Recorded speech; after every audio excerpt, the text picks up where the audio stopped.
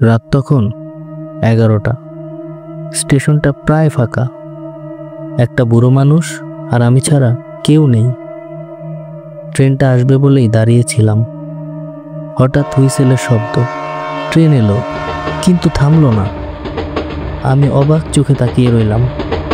ওটা কি সত্যিই গেল? বুড়ো লোকটা চুপচাপ বসে রইল, যেন কিছুই হয়নি।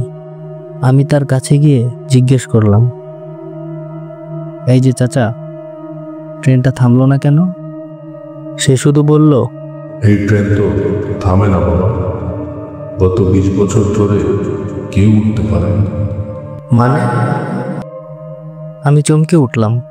সে আরো বলল, 2005 সালের 3রা জুলাই এই রাতের এই ট্রেনটা দুর্ঘটনায় পড়ে সব যাত্রী মারা যায়।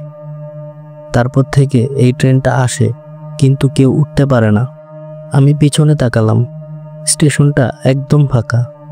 আমি বুঝতে পারলাম ট্রেনটা আজও সময় মতো আসে, কিন্তু কেউ আর তাতে গন্তব্যে পৌঁছায় না।